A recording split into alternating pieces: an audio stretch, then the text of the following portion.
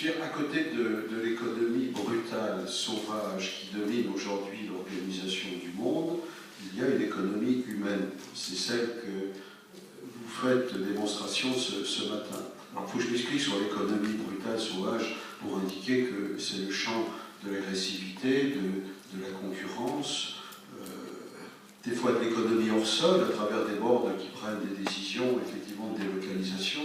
C'est aussi une économie qui chamboule beaucoup, à la fois aussi bien les chefs d'entreprise que les salariés, parce qu'il y a les évolutions techniques, technologiques, scientifiques qui définissent des modes de production, des types de produits, des types de services, et qui définissent derrière des rapports sociaux, et des adaptations qui sont permanentes.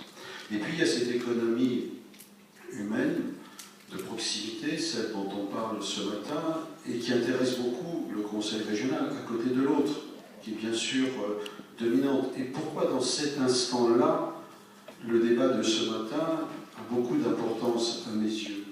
C'est que si l'on veut maintenir l'armature sociale de notre pays, qui est bousculée par ces évolutions dont je parlais à l'instant, il ne faut surtout pas, au moment où les difficultés sont là, et je pense notamment aux difficultés budgétaires, des réductions de moyens de la part de l'État, de la part d'un département, de la part d'une région ou de collectivité territoriale, il ne faut surtout pas que les collectivités qui sont en charge de ce partenariat diminuent aujourd'hui les moyens qui sont affectés à l'économie sociale et solidaire. Ce serait une erreur tragique au moment où précisément les comportements économiques mondiaux bousculent l'organisation de notre société.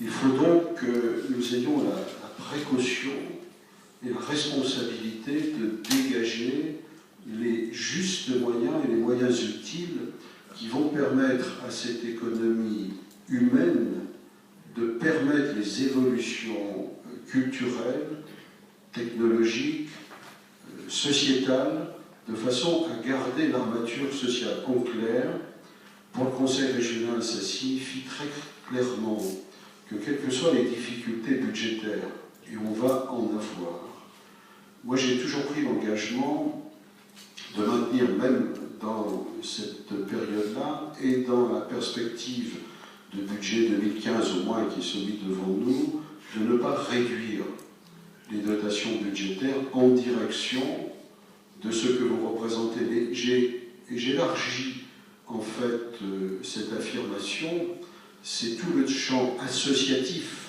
qui organise la structuration sociale de nos territoires. Donc c'est le champ culturel, c'est le champ sportif, c'est le champ caritatif, c'est le champ de l'éducation populaire. Au moment où nous sommes, aucune réduction de budget de la part des collectivités territoriales serait une décision intelligente. En tout cas, c'est mon sentiment. De sorte que le Conseil régional, pour sa part, va maintenir et, je pense, augmenter même les dotations. Parce que c'est précisément à ce moment-là qu'il faut l'affirmer, cela. Donc, le message de ce matin, dans le respect et la reconnaissance que nous portons à ce que représentent ces hommes et ces femmes qui sont réunis ici à la Maison des Sports de Tomblaine, c'est au-delà, c'est l'intérêt général. C'est ce que nous devons apporter à nos concitoyens, puisque cette économie solidaire, humaine, je préfère l'expression de cette économie à dimension humaine, permet des transitions, permet des adaptations, des adéquations, permet de réinsérer, et donc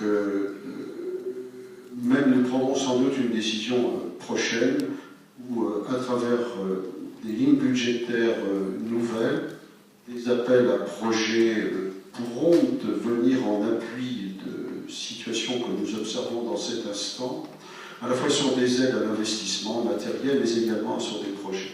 Je pense que la responsabilité aujourd'hui de ces collectivités, et en cet instant, je peux faire référence à Michel Dinet, qui a été dans ce domaine-là, dans le champ de sa responsabilité départementale, un acteur majeur dans dans ce même état d'esprit, je crois qu'il faut que l'ensemble des donneurs d'ordre potentiels, mais également des orienteurs que nous sommes, nous affirmions cette volonté-là.